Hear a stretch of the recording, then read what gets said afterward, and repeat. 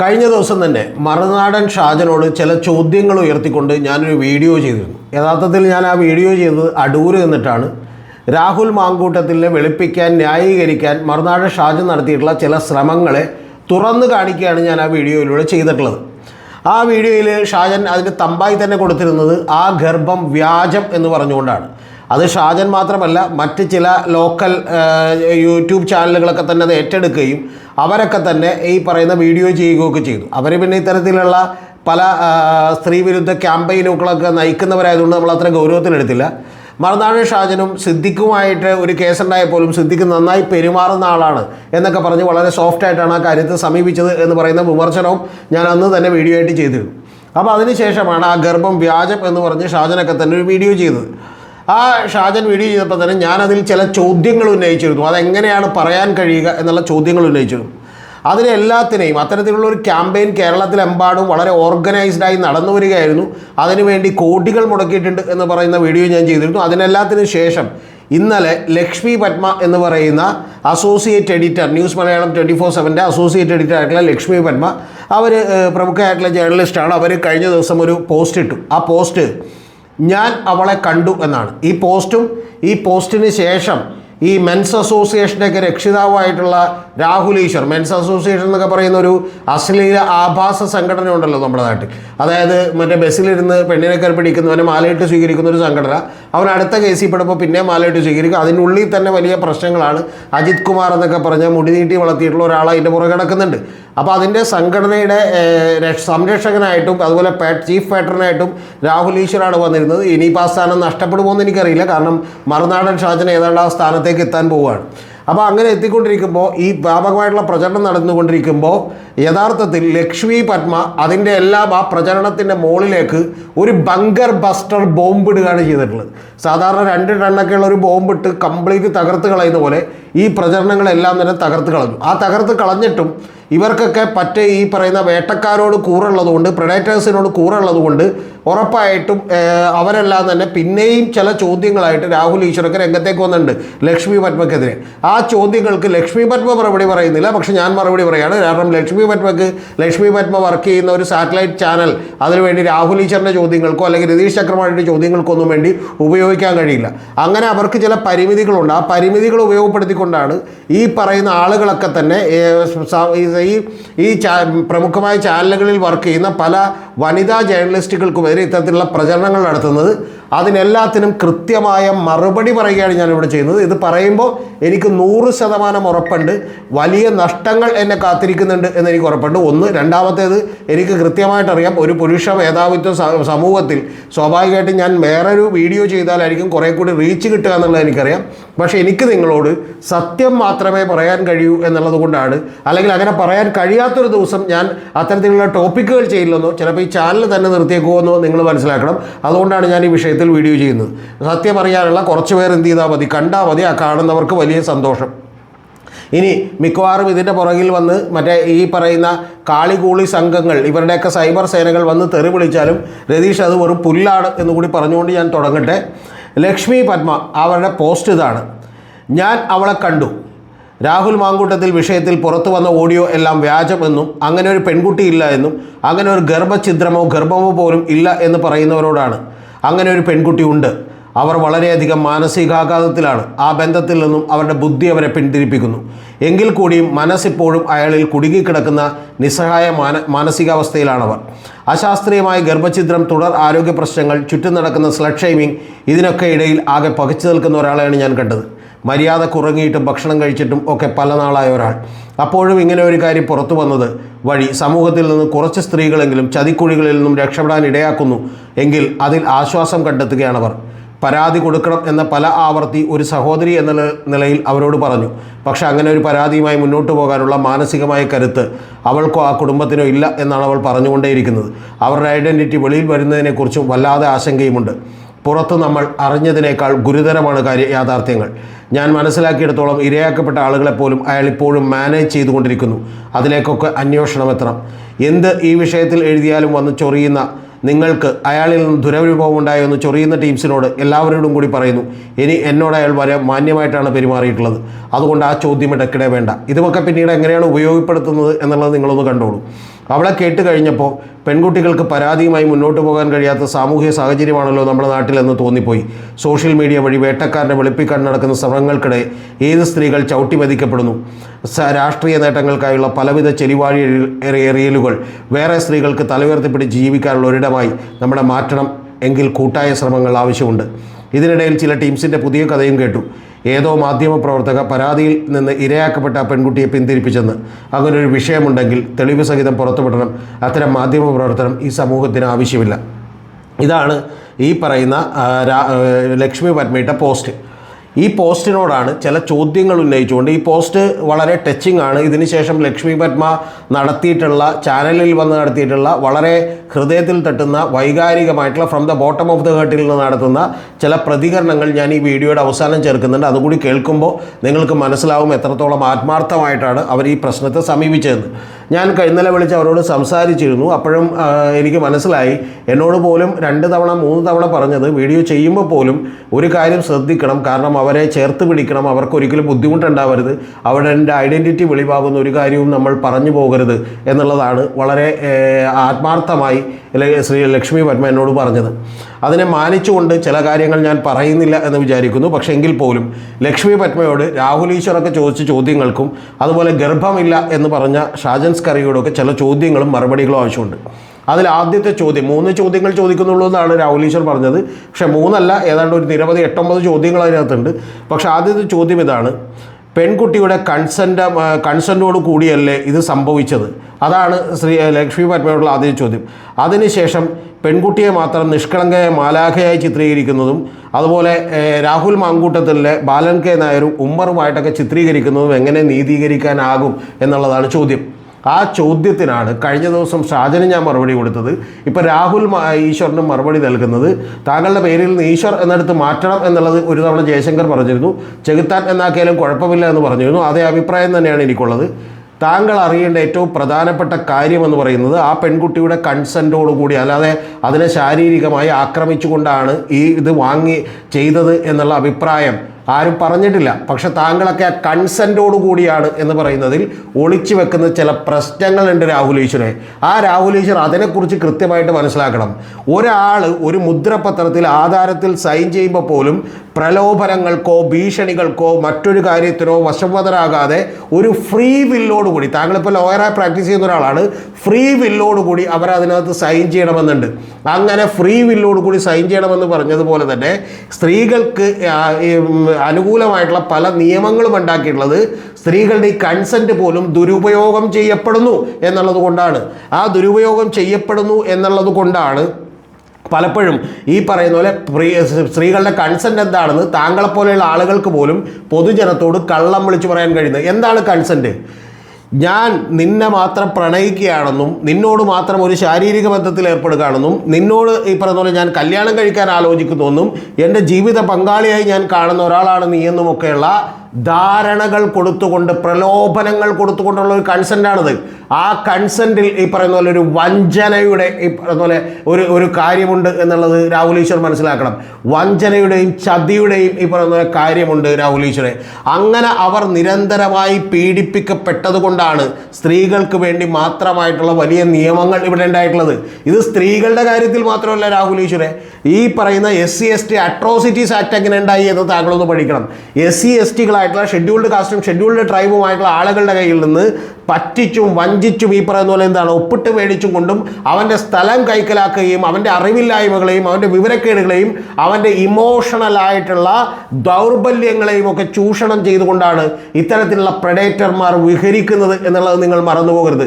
ഈ പെൺകുട്ടിയുടെ ഗർഭചിത്രത്തിൻ്റെ കാര്യത്തിൽ പോലും ഇത് ആദ്യത്തേതല്ല എന്നുകൂടി നിങ്ങൾ അറിയണം. അപ്പോൾ അതുകൊണ്ട് തന്നെ ഇത് കൺസെൻ്റ് ആണ് എന്ന് പറയുന്ന മഹാന്മാർ ഈ കൺസെൻ്റ് എന്താണ് എന്നുള്ളത് കൃത്യമായി മനസ്സിലാക്കണം. ഏറ്റവും കുറഞ്ഞ പക്ഷം എൻ്റെ ഒരു ചോദ്യമുണ്ട്, ഇത് നിങ്ങൾ ബലമായി ചെയ്തൊരു കാര്യമല്ല, ഉമ്മറിനെ പോലെയല്ല, ബാലൻ കെ നായറിനെ പോലെയല്ല എന്ന് പറയുമ്പോൾ തിരിച്ച് ഞാൻ മറ്റൊരു കാര്യം രാഹുൽ ഈശ്വറിനോട് ചോദിക്കുന്നു. ഒരു MLA ആയി കേരളത്തിൻ്റെ രാഷ്ട്രീയ രംഗത്ത് നിൽക്കാൻ ഈ രാഹുൽ മാങ്കൂട്ടത്തിന് എന്ത് യോഗ്യതയുണ്ട്? കാരണം അങ്ങനെ യോഗ്യത ഉണ്ടായിരുന്നുവെങ്കിൽ ഈ പറയുന്ന പോലെ പെൺകുട്ടികളെ ഇതുപോലെ നിരവധി പേരെ പരാതി വന്നിട്ടുള്ള, ചതിച്ചിട്ടുള്ള, വഞ്ചിക്കണമെന്ന് ഗൂഢോദ്ദേശത്തോടുകൂടി ആദ്യം മുതൽ റിലേഷൻഷിപ്പ് ഉണ്ടാക്കിയിട്ടുള്ള രാഹുൽ മാങ്കൂട്ടത്തിൽ എന്ന് പറയുന്ന ഒരാളെ പാലക്കാട്ടിലെ ആളുകൾ എങ്ങനെ സഹിക്കും? എങ്ങനെയാണ് ഒരു MLA എന്നുള്ള നിലക്ക് നമുക്ക് വിശ്വസിക്കാൻ കഴിയുക എന്ന് പറയുന്ന ചോദ്യത്തിന് താങ്കളൊന്ന് മറുപടി താ. താങ്കൾ എന്തായാലും മെൻസ് അസോസിയേഷൻ്റെ സംസ്ഥാന പ്രസിഡന്റും ആഗോള പ്രസിഡന്റും ഒക്കെ ആണല്ലോ. ഇനി അടുത്തത് താങ്കൾ പറയുന്ന അടുത്ത വാചകം, എപ്പോഴും താങ്കൾ പറയുന്ന മറ്റൊരു വാചകമുണ്ട്, അത് ഇതിൽ പറഞ്ഞിട്ടില്ല. അത് പറയുന്നത് നിങ്ങളുടെ സഹോദരൻ, നിങ്ങളുടെ ഭർത്താവ്, നിങ്ങളുടെ മുത്തച്ഛൻ, നിങ്ങളുടെ അച്ഛൻ എല്ലാവരും തന്നെ ഒരു പരാതിക്കകലെയാണെന്നാണ്. അത് താങ്കൾ പറയുന്നതിന് അർത്ഥമുണ്ട്. ഒരു വ്യാജമായിട്ടുള്ള ഒരു പെൺകുട്ടി വന്ന് പരാതി കൊടുത്താലും സാധാരണക്കാരാണ് നമ്മളെങ്കിൽ പോലീസ് പിറ്റേ ദിവസം തന്നെ വന്ന് അറസ്റ്റ് ചെയ്തുകൊണ്ട് പോകും. അത് ശരിയാണ്. പക്ഷെ അത് ഈ നാട്ടിൽ നമ്മൾ എല്ലാ നിയമങ്ങളും തന്നെ ഇത്തരത്തിൽ ദുരുപയോഗം ചെയ്യാറുണ്ട്. ആ ദുരുപയോഗം ചെയ്യുന്നു എന്ന് പറഞ്ഞിട്ട് 10-ൽ ഈ പറയുന്ന പോലെ 100 പേര് എന്ത് ചെയ്യപ്പെടുമ്പോൾ, അറസ്റ്റ് ചെയ്യപ്പെടുമ്പോൾ അതിൽ 5 പേരുടെ കാര്യത്തിൽ ഒരു നിയമം ദുരുപയോഗം ചെയ്തു എന്ന് പറഞ്ഞിട്ട് ബാക്കി 95 പേരുടെ കേസും വെറുതെയാണ് എന്ന് നമുക്ക് പറയാൻ കഴിയില്ല. അത് ഈ ഇന്ത്യയിൽ തീവ്രവാദികളുടെ കേസിൽ നടക്കുന്നുണ്ട്. ഈ പറയുന്ന സെഡീഷൻ ലോ നേരത്തെ ഉണ്ടായിരുന്ന ഈ പറയുന്ന പോലെ BNSൻ്റെയും അതുപോലെ നേരത്തെ ഉണ്ടായിരുന്ന CRPCയുടെയും ഒക്കെ 24A പോലെയുള്ള സെഡീഷൻ ലോയുടെ കാര്യത്തിൽ, രാജ്യദ്രോഹ കുറ്റത്തിൻ്റെ കാര്യത്തിൽ നടക്കുന്നുണ്ട്. ചീറ്റിങ്ങിൻ്റെ കാര്യത്തിൽ 420യുടെ കാര്യത്തിൽ നടക്കുന്നുണ്ട്. അതേപോലെ തന്നെ ഈ പറയുന്ന എന്തിനേറെ പറയുന്നു, ഈ സാധാരണ SC/ST അട്രോസിറ്റീസ് ആക്ട് വരെ വലിയ തോതിൽ ദുരുപയോഗം ചെയ്യപ്പെടുന്നുണ്ട്.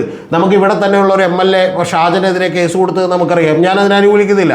അപ്പോൾ അത്തരത്തിൽ ഈ പറഞ്ഞ പോലെ കിറ്റക്സിലെ സാബുവിനെതിരെ കേസ് കൊടുത്തത് നമുക്കറിയാം. അപ്പോൾ അത്തരത്തിൽ തീർച്ചയായിട്ടും ഇതെല്ലാം തന്നെ ദുരുപയോഗം ചെയ്യുന്നുണ്ട്. ആ ദുരുപയോഗം ചെയ്യുന്നത് കൊണ്ട് ബാക്കി 90 പേര് കൊടുത്തിട്ടുള്ള കേസുകൾ കൂടി തെറ്റാണെന്നോ അല്ലെങ്കിൽ ഇത്തരത്തിലൊരു കേസ് വരുമ്പോൾ തന്നെ അതെല്ലാം തെറ്റായിരിക്കുമെന്നോ പറയുന്ന യുക്തി താങ്കൾ ഈ പറയുന്ന പോലെ 8ആയി മടക്കി പോക്കറ്റ് ഇട്ടാൽ മതി. അത് ഈ കേരളീയ സമൂഹത്തിലേക്ക് എടുക്കേണ്ട. അതൊക്കെ കേട്ട് ഈ പറയുന്ന പോലെ ഡൈജസ്റ്റ് ചെയ്യാനും വിഴുങ്ങാനും കുറേ മണ്ടന്മാരായിട്ടുള്ള ആളുകളുണ്ടാവും. എല്ലാവരും ആ കൂട്ടത്തിലാണെന്ന് താങ്കൾ അങ്ങോട്ട് ധരിച്ച് വശാകരുത്. ഇത് താങ്കൾ വിജയബാബുവിൻ്റെ കേസിലാണെങ്കിലും ദിലീപിൻ്റെ കേസിലാണെങ്കിലും ഇനി എവിടെ ആളുകൾ പെൺവേട്ട നടത്തിയാലും ഉടനെ തന്നെ അതിൻ്റെ സംരക്ഷകനായി ഈ ചർച്ചകളിൽ നിറയുന്ന ഒരാളാണ് താങ്കൾ. അതുകൊണ്ട് അവരുടെ ഭാഗം പറയാൻ വേറെ ആരെയും കിട്ടാത്തതുകൊണ്ട് ചാനലുകളിൽ ഇടം കിട്ടും. പക്ഷേ രാഹുൽ ഈശ്വർ അത്തരത്തിലുള്ളൊരു വെല്ലുവിളിയുമായി ഈ പറയുന്ന ലക്ഷ്മി പത്മയുടെ പുറത്തേക്ക് എന്ത് ചെയ്യേണ്ട, മുമ്പിലേക്ക് വരേണ്ട, അതിന് മറുപടി പറഞ്ഞിരിക്കും. ഇനി അടുത്തതാണ് ശരിക്കും രാഹുൽ ഈശ്വർ പറയുന്ന ഏറ്റവും അതിക്രൂരമായിട്ടുള്ള കാര്യമായി എനിക്ക് തോന്നിയത്. അത് രാഹുൽ ഈശ്വർ പറയുന്നത് അശാസ്ത്രീയമായ ഗർഭഛിദ്രത്തിൻ്റെ ശാരീരിക അവശതകൾ ആ പെൺകുട്ടിക്കുണ്ട് എന്നുള്ളത് പറഞ്ഞിട്ടുണ്ട്. എന്ന് പറഞ്ഞാൽ കൃത്യമായി ഭക്ഷണം കഴിക്കാത്ത, ഉറങ്ങാത്ത ഒരാളെയാണ് കണ്ടത്. അവളൊന്ന് കെട്ടിപ്പിടിക്കണമെന്ന് മാത്രമാണ് ഞാൻ ആഗ്രഹിച്ചത് എന്ന് ലക്ഷ്മി പത്മ പറയുന്നുണ്ട്. ആ പറയുന്ന വാചകത്തിന് രാഹുൽ ഈശ്വർ പറഞ്ഞേക്കുള്ള മറുപടി, അശാസ്ത്രീയ ഗർഭഛിദ്രത്തിൻ്റെ ശാരീരിക അവശതകൾ നമ്മൾ ഗൂഗിളിലൊക്കെ സെർച്ച് ചെയ്ത് നോക്കിയാൽ കിട്ടും, അല്ലെങ്കിൽ ഏതെങ്കിലും ഡോക്ടറെ വിളിച്ച് നോക്കിയാൽ കിട്ടും. 3 ആഴ്ച 4 ആഴ്ച കൊണ്ട് മാറും എന്നുള്ളതാണ്. എൻ്റെ പൊന്ന് രാഹുൽ ഈശ്വരെ, ഇത് മറ്റേ കാല് മുറിഞ്ഞതോ കൈ മുറിഞ്ഞതോ ആയിട്ടുള്ള കാര്യമല്ല രാഹുൽ ഈശ്വരെ. നിങ്ങൾ വളരെ ശാരീരികമായ സ്വസ്ഥതകൾ എന്ന് മാറും എന്ന് ചോദിച്ചാൽ 4 ആഴ്ച കൊണ്ട് മാറും. ഈ 4 ആഴ്ച കഴിഞ്ഞാൽ പിന്നെ അവരെന്ത് ചെയ്യും? മാനസികമായിട്ട് എല്ലാ പ്രശ്നങ്ങളും തീർന്ന് അവർ നേരെ ഫുഡ് കഴിക്കാനും ഉറങ്ങാനും ഒക്കെ തുടങ്ങും. ഇത് മനസ്സുമായി കണക്ട് ചെയ്തിട്ടുള്ള ഒരാളാണ്. ഒരു കൂട്ടുകാരൻ, ഒരു സുഹൃത്ത് നമ്മുടെ ഒരു പാർട്ട്ണർഷിപ്പ് ബിസിനസ്സിൽ പോലും നമ്മളെ വഞ്ചിച്ചു പോയാൽ അതിൻ്റെ വേദന എത്ര ആയിരിക്കും എന്ന് താങ്കൾക്കറിയാമോ? ഒരു ബിസിനസ്സിൽ നമ്മുടെ കൂടെ നമ്മൾ കൊണ്ടു നടന്ന് ലക്ഷങ്ങൾ കൊടുത്ത് സഹായിച്ചിട്ടുള്ള പല ആളുകളും ചിലപ്പോൾ നമുക്കെതിരെ തിരിഞ്ഞ് ഈ പറയുന്ന പോലെ ഒരു ചിലപ്പോൾ നമ്മുടെ പുറകിലടിയിലൂടെ നമ്മളറിയാതെ നമ്മളെ പുറകിൽ നിന്ന് കുത്തിയാലുള്ള വേദന എന്താണെന്ന് താങ്കൾക്കറിയുമോ? അതെങ്ങനെയാണ് 2 ആഴ്ച കഴിയുമ്പോഴത്തേക്കും കുത്തിയതിൻ്റെ അല്ലെങ്കിൽ നമുക്ക് ഒരു കേസുണ്ടായതിൻ്റെ വേദന നമുക്ക് മാറും എന്നൊക്കെ താങ്കൾ പറയുന്നത് പോലെ എത്രയോ ലളിതമായിട്ടാണ് ഇത് അവതരിപ്പിക്കുന്നത്. ഇതവരുടെ മാനസികമായ വലിയൊരു പ്രശ്നമാണ്. അത് കൃത്യമായിട്ട് എന്ത് ചെയ്യണം, മനസ്സിലാക്കണം. ഈ പറയുന്ന പെൺകുട്ടി തന്നെ വളരെ കൃത്യമായി ലക്ഷ്മി പത്മനകത്ത് പറഞ്ഞിട്ടുണ്ട്. ലക്ഷ്മി പത്മ എഴുതിയിട്ടുള്ള വാചകങ്ങൾ തന്നെ വല്ലാതെ ഇംപ്രസ് ചെയ്യിപ്പിച്ചു. അതിൻ്റെ ഒരു കാര്യം എന്ന് പറയുന്നത്, ബുദ്ധിപരമായി അയാളോടൊരു വെറുപ്പ് തോന്നുമ്പോഴും ഹൃദയത്തിലും മനസ്സിലുമൊക്കെ തന്നെ അയാളോടുള്ള ഒരു അടുപ്പം സൂക്ഷിക്കുന്നു. ആ ഇരകളെയൊക്കെ തന്നെ മാനേജ് ചെയ്യാൻ രാഹുൽ മാങ്കൂട്ടത്തിൽ കഴിയുന്നു എന്ന് പറഞ്ഞാൽ അവരൊക്കെ തമ്മിൽ ഇപ്പോഴും സംസാരിക്കുന്നുണ്ട്. ആ സംസാരിക്കുന്നതിൻ്റെ ബലത്തിൽ ഇവരാരും പുറത്തു വരില്ല എന്ന് പറയുന്ന ഒരു ഉറപ്പിലാണ് യഥാർത്ഥത്തിൽ നിങ്ങൾ അറിയേണ്ടത്. ഇത്തരത്തിലുള്ള ഒരു കാര്യവുമായിട്ട് പുറത്തേക്ക് ഇറങ്ങിയിരിക്കുന്നത് ഈ പറയുന്ന രാഹുൽ മാങ്കൂട്ടത്തിലെയും അതിനെ അനുകൂലിക്കുന്ന സൈബർ സേനയും ഒക്കെ പുറത്തേക്ക് ഇറങ്ങേണ്ടത് ആ ധൈര്യത്തിലാണ്. ഇനി ഐഡൻറ്റിറ്റി പുറത്തു വരാത്തപ്പോൾ സ്ലട്ട് ഷെയ്മിങ് എങ്ങനെ നടത്തും എന്നാണ് ചോദിച്ചേക്കുന്നത്. ആര് ചോദിച്ചേക്കുന്നത്? രാഹുൽ ഈശ്വർ എന്ന് പറയുന്ന ബുദ്ധിമാനായ പണ്ഡിതൻ ചോദിച്ചേക്കുന്നത്. യഥാർത്ഥത്തിൽ രാഹുൽ മാങ്കൂട്ടത്തിൽ അല്ലേ സ്ലട്ട് ഷെയ്മിങ്ങിന് വിധേയനാകുന്നത് എന്നുള്ളതാണ്.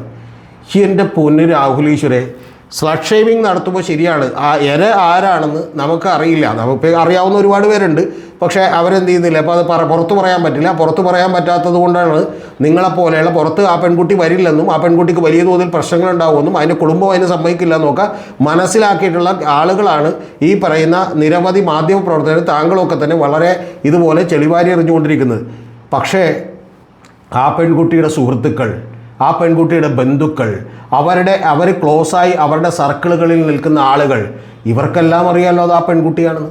അപ്പോൾ ഓരോ ദിവസവും സ്വന്തം കുടുംബത്തിലെ ആളുകളെ പോലും അത് എഴുന്നേറ്റ് എങ്ങനെ നോക്കും? ഓരോ ദിവസവും വരുന്ന വാർത്തകൾ ഇവരുടെ സുഹൃത്തുക്കൾ, ബന്ധുക്കൾ, ഇവരെല്ലാവരും തന്നെ കാണുന്നുണ്ടാവില്ലേ? അപ്പോൾ അത്തരത്തിൽ എങ്ങനെ നടത്തുമെന്ന് ചോദിച്ചാൽ അവരിലൂടെയൊക്കെ തന്നെ ഇത് നടത്തുകയും അവൾ വീണ്ടും വീണ്ടും കുറ്റവാളിയാക്കപ്പെടുകയും നിനക്കൊരു പൊതുസപ്പതിയില്ല എന്നറിയുകയും ഒക്കെ ചെയ്യുമ്പോൾ നിരവധി ആളുകൾ അവരെ വിട്ടുപോവുകയും കുറ്റപ്പെടുത്തുകയും ചെയ്യും. ആ ചെയ്യുന്നതാണ് സ്ലട്ട് ഷെയ്മിംഗ് എന്ന് പറഞ്ഞത്. അല്ലാതെ രാഹുൽ മാങ്കൂട്ടത്തിൽ പാവം എന്നുള്ള നിലക്ക് താങ്കൾ അവതരിപ്പിക്കാൻ നോക്കിക്കോളൂ, അതിൻ്റെ കുഴപ്പമില്ല, അതിനെന്താണെന്ന് വെച്ചാൽ താങ്കൾ പേടിച്ചോളൂ. പക്ഷേ പ്രശ്നം ഈ പറയുന്ന പോലെ ചെയ്യുന്നത് അങ്ങേറ്റ ക്രൂരതയാണ് എന്ന് പറയാതെ വയ്യ. ഇനി അറിഞ്ഞതിലും ഗുരുതരമാണ് കാര്യങ്ങൾ. ഇരയായ ആളുകളെ മാനേജ് ചെയ്യാൻ അയാൾക്ക് ഇപ്പോഴും കഴിയുന്നു. അപ്പം തന്നെ ചോദിക്കുന്നത് അതെങ്ങനെ മാനേജ് ചെയ്യുന്നത്, അയാൾ വഴി ഇപ്പോഴും എന്തിനാണ് നിൽക്കുന്നത് എന്നൊക്കെ ചോദിച്ചാൽ ഞാൻ താങ്കളോട് സിമ്പിളായിട്ടുള്ളൊരു ചോദ്യം ചോദിക്കട്ടെ. റോബിൻ അച്ഛൻ എന്ന് പറയുന്ന ഒരാളുണ്ടായിരുന്നല്ലോ, ഈ കേരളത്തിലെ പീഡന കേസുകളിൽ ഏക ശിക്ഷിക്കപ്പെട്ട വ്യക്തി അതാണ്. അയാൾ പോലും കോടതിയിൽ എന്ത് സംഭവിച്ചു എന്നുള്ളത് രാഹുൽ ഈശ്വരൻ അറിയണ്ടേ രാഹുൽ ഈശ്വരൻ? അയാൾ ഈ പറയുന്ന പോലെ കോടതിയിൽ നിന്നൊരു ജാമ്യത്തിന് അപേക്ഷിച്ചു. എന്തിനാണെന്നറിയാമോ? താൻ പീഡിപ്പിച്ച പെൺകുട്ടിയെ കല്യാണം കഴിക്കാനാണ്. താൻ പീഡിപ്പിച്ച പെൺകുട്ടിയെ കല്യാണം കഴിക്കാൻ, കാരണം പെൺകുട്ടി സമ്മതിച്ചു. പെൺകുട്ടിയുടെ അച്ഛൻ കൂറുമാറി, പെൺകുട്ടിയുടെ അമ്മ കൂറുമാറി, പെൺകുട്ടിയും കൂറുമാറി. പക്ഷേ DNA ടെസ്റ്റ് മാനിപ്പുലേറ്റ് ചെയ്യാൻ പറ്റാത്തതുകൊണ്ട് കൃത്യമായിട്ട് ഈ പറയുന്ന പോലെ എന്ത് ചെയ്ത് ശിക്ഷയ്ക്ക് മേടിക്കേണ്ടി വന്നു.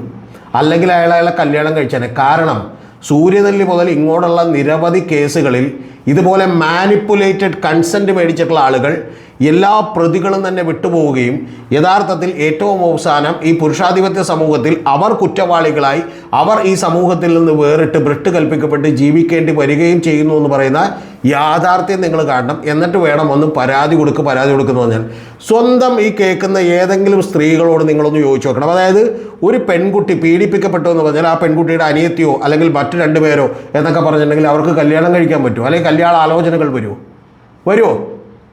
ആരോടാണ് നിങ്ങൾ ഈ പറയുന്നത്? അച്ഛനിറങ്ങാത്ത വീട് എന്നൊക്കെ പറയുന്ന സിനിമയുണ്ടോ? അതെങ്കിലും ഒന്ന് കണ്ടു നോക്കണം. ഇനി അടുത്തത് പറയുന്നത് എന്നോട് വളരെ അടുത്തത് മറ്റൊരു വലിയ വാചകവിരീതി എന്ന് കണ്ടെത്തിയിട്ടുണ്ട് ലക്ഷ്മി പത്മയുടെ ഈ പറയുന്ന സ്റ്റേറ്റ്മെൻറ്റിലുള്ളത്. ചില ആളുകൾ ചൊറിയാൻ വേണ്ടി വരുന്നുണ്ട്, അവർ എന്നോട് നിങ്ങളോട് എങ്ങനെയാണ് മോശമായിട്ട് പെരുമാറിയോ എന്ന് ചോദിക്കുന്നുണ്ട് എന്നുള്ളതാണ്. അതൊക്കെ ഇക്കിളിപ്പെടുത്തുന്ന ഉത്തരങ്ങൾ കിട്ടാനുള്ള ചില ഈ പറയുന്ന പോലെ എന്താണ് വേഷം കെട്ടുകളാണ്. അപ്പോൾ ഇവർ പറഞ്ഞത് എന്നോട് വളരെ മാന്യമായിട്ടാണ് ഇടപെട്ടത് എന്ന് പറയുന്നു. അപ്പം തന്നെ നേരത്തെ ഈ പറയുന്ന നമ്മുടെ രാഹുൽ ഈശ്വർ ചോദിക്കുകയാണ്, കണ്ട രാഹുൽ മാങ്കൂട്ടത്തിൽ നേരെ ഇവരോട് മാന്യമായിട്ടാണ് പെരുമാറിയത്. ഇത് തന്നെയാണ് കഴിഞ്ഞ ദിവസം തിരക്കഥയായി ഷാജനൊക്കെ പറഞ്ഞത്.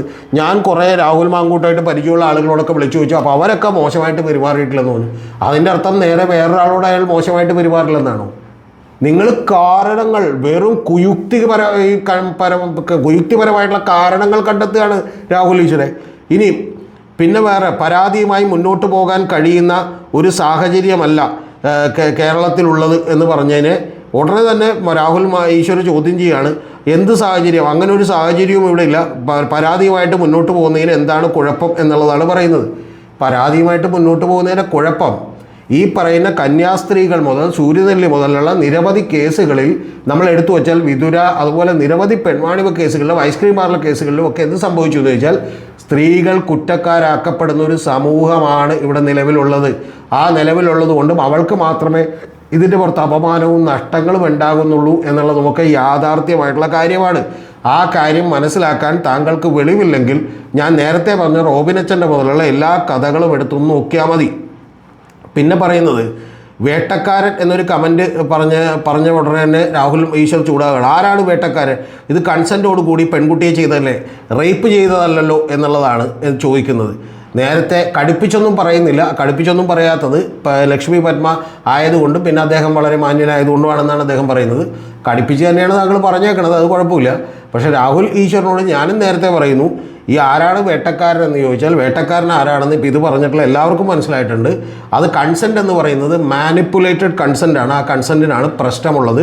അത് മനസ്സിലാക്കാൻ ഈ പറഞ്ഞ പോലെ എന്താണ് ബുദ്ധി വളരുന്ന കാലത്ത് താങ്കൾ മനസ്സിലാക്കൂ. പിന്നെ സ്ത്രീകൾ ചവിട്ടി മെതിക്കപ്പെടുന്നു എന്നുള്ളത് പറയുന്നു. ആര് ചവിട്ടി മെതിക്കപ്പെടുന്നു? ആരാണ് ചവിട്ടി മെതിക്കപ്പെടുന്നതെന്നാണ് രാഹുൽ ഈശ്വർ ചോദിക്കുന്നത്. എന്നിട്ട് രണ്ട് ഈ പറയുന്ന പോലെ ഇരകളെ അപമാനിക്കുന്നു.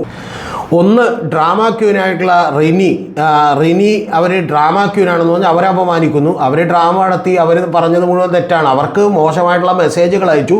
ഇത്തരത്തിലുള്ള ഒരാളാണ് ഇവിടെ കൊണ്ടാടപ്പെടുന്നത് എന്ന് റിനി പറഞ്ഞതിനെ രാഹുൽ മാങ്കൂട്ടത്തിൽ പോലും ഇതേവരെ ചോദ്യം ചെയ്തിട്ടില്ല. ഞാൻ അത്തരത്തിലുള്ള മെസ്സേജ് അയച്ചിട്ടില്ലെന്ന് പറഞ്ഞിട്ടില്ല. അതൊരു ഒഫൻസാണ് എന്ന് കൃത്യമായിട്ട് ലോയറായി പ്രാക്ടീസ് ചെയ്യുന്ന ഈ പറയുന്ന രാഹുൽ ഈശ്വർ ആരോടെങ്കിലും ചോദിച്ച് മനസ്സിലാക്കണം. രണ്ടാമത്തേത് അവന്തിക പറഞ്ഞ കാര്യങ്ങൾ പൊളിഞ്ഞു പോയിരുന്നു. ഒരു കാര്യവും പൊളിഞ്ഞിട്ടില്ലെന്ന് മാത്രമല്ല, ഈ പറയുന്ന രാഹുൽ ഈശ്വർ ഉയർത്തുന്ന വാദങ്ങളൊന്നും തന്നെ രാഹുൽ മാങ്കൂട്ടത്തിന് പറയാൻ ധൈര്യമില്ലാത്തത് എന്താണ് എന്ന് രാഹുൽ മാങ്കൂട്ടത്തിൽ ആദ്യമേ ഒന്ന് ചിന്തിക്കണം. അതിനൊരു മറുപടി പറ. രാഹുൽ മാങ്കൂട്ടത്തിൽ വന്ന് പറഞ്ഞിട്ടില്ലല്ലോ ഈ ഗർഭം വ്യാജമാണെന്ന് പറഞ്ഞിട്ടില്ലല്ലോ. ഈ പറയുന്ന ഈ പെൺകുട്ടികളെ വിളിച്ച് ഇപ്പോഴും സംസാരിച്ചുകൊണ്ടിരിക്കുകയാണല്ലോ ഇത് എന്ത് ചെയ്യാനായിട്ട് സോൾവ് ചെയ്യാൻ.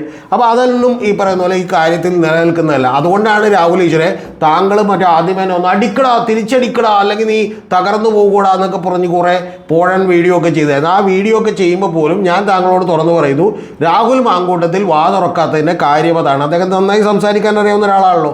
പിന്നെ ഇതിൻ്റെ അടുത്ത വാചകം എന്ന് പറയുന്നത് മാധ്യമപ്രവർത്തക എന്ന് പറയുന്ന ഒരാൾ ഈ പെൺകുട്ടിയെ പരാതിയിൽ നിന്ന് പിൻവലിക്കാൻ വേണ്ടി കണ്ടിരുന്നു എന്ന് പറയുന്നുണ്ട്. അങ്ങനെ പറയുന്നുണ്ടെങ്കിൽ അത് ഇവരെ ഉദ്ദേശിച്ചാണെന്നാണ് ഏതാണ്ട് സൂചിപ്പിക്കുന്നത് ഈ പറയുന്ന ലക്ഷ്മി. അപ്പോൾ അങ്ങനെയാണെങ്കിൽ അതിന് തെളിവുകൾ പുറത്തുവിടണമെന്ന് പറയുമ്പോൾ രാഹുൽ ഈശ്വർ ചോദിക്കുകയാണ്, എന്തിനാണ് തെളിവ്? മാധ്യമപ്രവർത്തകയാണെങ്കിൽ തെളിവ് വേണം, മാധ്യമപ്രവർത്തകരാണെങ്കിൽ തെളിവ് വേണം. തെളിവില്ലാതെ അങ്ങ് അറസ്റ്റ് ചെയ്താൽ പോരെന്ന് പറഞ്ഞാൽ ആണുങ്ങളെ മുഴുവൻ തെളിവില്ലാതെ അറസ്റ്റ് ചെയ്യുകയാണ് എന്നുള്ളതാണ് ഇദ്ദേഹം പറഞ്ഞു വന്നത്. നാളെ ശരിയാണെന്നേ ഓരോ കേസ് ബൈ കേസ് എടുത്തുകൊണ്ട് അതിൽ തെളിവില്ലാത്ത കാര്യങ്ങൾ തെളിവില്ല എന്ന് തന്നെ നമ്മൾ പറയാം. അതിന് അദ്ദേഹം ഏതോ ഒരു റാം തിവാരി എന്ന് പറയുന്ന ഒരാൾ 7 കൊല്ലം വെറുതെ ജയിലിൽ കിടന്നു എന്ന് പറഞ്ഞിട്ടുണ്ട്. ഒരു കാര്യം രാഹുൽ ഈശ്വറിനോട് ആദ്യമേ ഞങ്ങൾ പറഞ്ഞോട്ടെ, ഈ തെളിവില്ല എന്ന് പറഞ്ഞ് വിട്ടുപോണ എല്ലാവരും തന്നെ കുറ്റവാളികളല്ല എന്നൊന്നും വിചാരിക്കുന്നില്ല. നമ്മുടെ നിയമത്തിൻ്റെയൊക്കെ ചില പരിമിതികൾ മൂലം അല്ലെങ്കിൽ ഗൂഢാലോചന സിദ്ധാന്തമൊന്നും തെളിയിക്കാൻ പറ്റില്ല. ഇപ്പോൾ TP ചന്ദ്രശേഖരനെ കൊന്നതിൻ്റെ പിന്നിലെ ഗൂഢാലോചന തെളിഞ്ഞു. ഇപ്പോൾ രാഹുൽ ഈശ്വർ വിചാരിക്കുന്ന അങ്ങനെ ഗൂഢാലോചന ഉണ്ടായിട്ടില്ലെന്നാണോ? അപ്പോൾ അതുകൊണ്ട് തെളിവില്ലാത്ത എല്ലാ കാര്യങ്ങളും ഈ പറയുന്ന പോലെ അതങ്ങാട് തൊണ്ട തൊടാതെ വിഴുങ്ങുന്ന താങ്കൾ വിഴുങ്ങിക്കോളൂ. പക്ഷേ ഇവിടുത്തെ ജനത്തിനൊക്കെ കാര്യം അറിയാം. പിന്നെ ഒരു വാചകം കൂടി പറയാതെ പോകാൻ പറ്റില്ല. ഇതിൽ രാഹുൽ ഈശ്വർ പറയുന്ന മറ്റൊരു ആളെന്ന് പറയുന്നത് സീമാജി നായരാണ്. ആ സീമാജി നായർ അവർ യഥാർത്ഥത്തിൽ നിരവധി ആളുകളെ സഹായിക്കുന്ന ആണെന്നൊക്കെയാണ് ഞാൻ കേട്ടിരുന്നത്. പക്ഷേ എനിക്കൊരു കാര്യം പറയാതെ വയ്യ, അവരെപ്പോലെയുള്ള ആളുകൾ കൂടിയാണ് ഈ പറയുന്ന പോലെ സ്ത്രീ വിരുദ്ധത പ്രചരിപ്പിക്കുന്നത് എന്നുള്ള കാര്യത്തിൽ എനിക്കൊരു സംശയമില്ല. കാരണം സീമാജി നായർ വളരെ സിമ്പിളായി ചോദിക്കുന്നത് അവർക്ക് എന്തില്ല എന്നാണ്. അതായത് പെണ്ണിന് യാതൊരുവിധ ഉത്തരവാദിത്വവും ഇല്ലെന്നാണ്. എൻ്റെ പൊന്ന് സീമാജി നായരെ, അതുപോലെ തന്നെ ബാക്കിയുള്ളവർ നിങ്ങൾ ഈ പറയുന്ന പോലെ എന്ത് ചെയ്യുന്നു? നിങ്ങൾ വളരെ ലളിതമായിട്ട് ഉയർത്തുന്ന യുക്തികൾക്കൊന്നും ഒരു വാദമില്ല. എന്തുകൊണ്ടാണ് പട്ടപ്പാടിയിൽ മദ്യം വിൽക്കാൻ ഗവൺമെൻറ് സമ്മതിക്കാത്തത്? എന്തുകൊണ്ടാണ് രാഹുൽ ഈശ്വർ ഒന്ന് പറ, സീമാജി നായർ ഒന്ന് പറ. അവിടുത്തെ സൊസൈറ്റി എന്ന് പറയുന്നത് വളരെ ഈ പറയുന്ന പോലെ വൾനറബിളായിട്ടുള്ള വളരെ ദുർബലമായിട്ടുള്ള ആളുകളാണ് എന്നുള്ളത് കൊണ്ടാണ്. എന്തുകൊണ്ടാണ് SC/ST അട്രോസിറ്റീസ് ആക്ട് ഉണ്ടാക്കിയിട്ടുള്ളത്? എന്തുകൊണ്ടാണ് ഈ പറയുന്ന പോലെ പോക്സോ കേസുകൾ കുറച്ചുകൂടി ഉണ്ടാക്കിയിട്ടുള്ളത്? അവരൊക്കെ ദുർബലമായ വിഭാഗങ്ങളായിട്ടാണ്. അതേപോലെ ഈ ഇന്ത്യയിൽ ഏറ്റവും ദുർബലമായൊരു വിഭാഗമുണ്ടെങ്കിൽ അത് സ്ത്രീകളാണ്. 52% വരുന്ന സ്ത്രീകളാണ്. അവർക്ക് യാതൊരുവിധ റൈറ്റും ഇല്ലാത്ത ആളുകളാണ് എന്നുള്ളത് മനസ്സിലാക്കണം. ഇനി മറ്റൊരു താരം ഇപ്പോൾ പുതിയതായിട്ട് സോഷ്യൽ മീഡിയയിലൊക്കെ പൊങ്ങി വന്നിട്ടുണ്ട്. അവരുടെ കഴിഞ്ഞ ദിവസം ഒരു വീഡിയോ കിട്ടും. ഒരു ഡോക്ടറാണ്, അവർ ടീച്ചറുമായിരുന്നു. റോഹനൊക്കെ ആയിട്ടുള്ള ഒരു ഇൻ്റർവ്യൂ ഞാൻ കണ്ടു. അപ്പോൾ ആ ഇൻ്റർവ്യൂവിലിരുന്ന് അവർ പറയുന്നത് ഈ സ്ത്രീകളെയാണ് ആദ്യമേ തന്നെ തല്ലേണ്ടത് എന്നുള്ളതാണ്. കാരണം സ്ത്രീകളുടെ ഒരു സുന്ദരമായിട്ടുള്ളൊരു DP കണ്ടാൽ ആരെങ്കിലും വന്ന് ഉടനെ തന്നെ മെസ്സേജ് ചെയ്യും. ആ മെസ്സേജ് നോക്കുമ്പോൾ ഏതാണെന്നൊക്കെ പറഞ്ഞ് റിപ്ലൈ കൊടുക്കും. ആ റിപ്ലൈ കൊടുക്കുമ്പോൾ അതായത് സ്ത്രീകൾ അവർക്ക് മോശമായി പെരുമാറാനുള്ളൊരു സാഹചര്യം ഒരുക്കുകയാണെന്നാണ് ആ സ്ത്രീ തന്നെ ഇരുന്ന് പറയുന്നത്. ഒരു ഡോക്ടറാണ് എന്ന് PhD കഴിഞ്ഞതായിരിക്കും എന്ന് ഞാൻ വിചാരിക്കുന്നു. അപ്പോൾ അത്തരത്തിലുള്ള ഒരാൾ വന്ന് അവരിപ്പോൾ സോഷ്യൽ മീഡിയയിലൊക്കെ ഒരു താരമാണ്. ആ താരം അവർ ഏതോ സ്കൂളിൽ നിന്ന് അവരെ പുറത്താക്കി 12,000 രൂപ കൊടുത്തു, അത് പിന്നീട് അവരെ അതിൻ്റെ 3 ഇരട്ടി കാശ് തന്നാൽ അവർ വരുള്ളൂ എന്ന് പറഞ്ഞു എന്നൊക്കെ പറഞ്ഞ് അവർ പറയുന്നുണ്ട്. അവരോടൊന്നും എനിക്ക് വിരോധമില്ല കേട്ടോ. പക്ഷെ അവർക്കൊക്കെ അറിവില്ലായ്മ എത്രത്തോളം ഉണ്ടെന്ന് വെച്ചാൽ, സ്ത്രീകൾ മറ്റേ വഴി കൂടി നടന്നു പോകുമ്പോൾ ഒരുത്തം മോശമായിട്ട് നോക്കിയാൽ ആ നോട്ടത്തിന് തന്നെ സ്ത്രീകൾക്ക് മനസ്സിലാവും.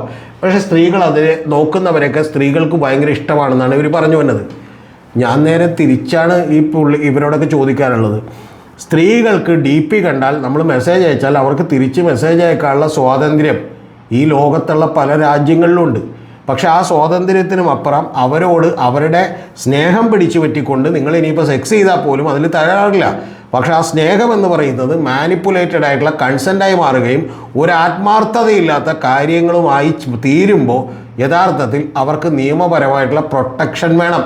ആ നിയമപരമായിട്ടുള്ള പ്രൊട്ടക്ഷനാണ് നമ്മുടെ സമൂഹം നൽകേണ്ടത്, അല്ലെങ്കിൽ നമ്മുടെ സമൂഹം അങ്ങനെയാണ് അവരെ കരുതേണ്ടത്. അല്ലാതെ സ്ത്രീകൾ എന്ത് ചെയ്തു, പ്രോത്സാഹിപ്പിച്ചിട്ടല്ലേ അവനിത് വന്നത്, സ്ത്രീകൾ ഡ്രസ്സ് ഇങ്ങനെ ഇട്ടിട്ടല്ലേ അവനിതുപോലെ എന്ത് ചെയ്തു തോന്നിയത് എന്നൊക്കെ ചോദിക്കുന്ന വിവരം കെട്ട ചോദ്യങ്ങൾ ഈ ലോകത്ത് നിന്ന് ഏതാണ്ട് ഇല്ലാതായിക്കൊണ്ടിരിക്കുന്നു. പക്ഷേ ഇപ്പോഴും രാഹുൽ ഈശ്വറും സീമാജി നായരും അതുപോലെ നേരത്തെ പറഞ്ഞ മറ്റേ ഡോക്ടറുമൊക്കെ ഇതുപോലെയുള്ള വിദണ്ഡവാദങ്ങൾ ഉയർത്തിക്കൊണ്ട് സ്ത്രീകൾക്കെതിരെ നിൽക്കുന്നു. യഥാർത്ഥത്തിൽ സ്ത്രീപക്ഷം എന്ന് പറയുന്നത് സ്ത്രീകളുടെ പക്ഷമായി മാത്രം ചുരുങ്ങരുത്, അത് ഏറ്റവും വലിയ മനുഷ്യപക്ഷമാണ്. ആ മനുഷ്യപക്ഷത്തിൽ സ്ത്രീകളും പുരുഷന്മാരും എല്ലാവരും ഉണ്ടാകണം എന്നുള്ളതാണ് എനിക്ക് പറയാനുള്ളത്. കാരണം മഹാഭൂരിപക്ഷം എന്ന സ്ത്രീകളും ഇത്തരത്തിൽ ചെയ്യുന്ന സ്ത്രീകളോട് നീ സമ്മതിച്ചിട്ടല്ലേ, നീയും കൂടി ശ്രദ്ധിക്കേണ്ടതല്ലായിരുന്നു എന്ന് ചോദിക്കുന്ന ഒരു കാര്യമാണ്. എന്ന് പറഞ്ഞാൽ ഒരു സ്ത്രീ ഇവിടെ ജയിച്ചു പോകുന്നത് വളരെ മാന്യമായി മര്യാദക്ക് ഒരാൾ മെസ്സേജ് അയച്ചാൽ പോലും തിരിച്ച് റെസ്പോണ്ട് ചെയ്താൽ അവൻ ഏതെങ്കിലും അമിത സ്വാതന്ത്ര്യം എടുക്കുമോ എന്ന് പറയുന്ന ഭയത്തിൽ കൂടിയാണ്. ആ ഭയമാണ് യഥാർത്ഥത്തിൽ മാറേണ്ടത് എന്ന് പറയുന്ന ബോധവും ബോധ്യവുമൊക്കെ എന്ന് നമ്മുടെ സമൂഹത്തിന് വരുമെന്നറിയില്ല. യഥാർത്ഥത്തിൽ സമൂഹത്തെ തിരികെ നടക്കാൻ പ്രേരിപ്പിക്കുന്ന കാര്യങ്ങളാണ് മെൻസ് അസോസിയേഷനും കാളികൂളി സംഘങ്ങളും അതിൻ്റെ അഖിലേന്ത്യാ പ്രസിഡൻ്റായിട്ടുള്ള രാഹുൽ ഈശ്വറൊക്കെ കൂടി ചെയ്തുകൊണ്ടിരിക്കുന്നത്.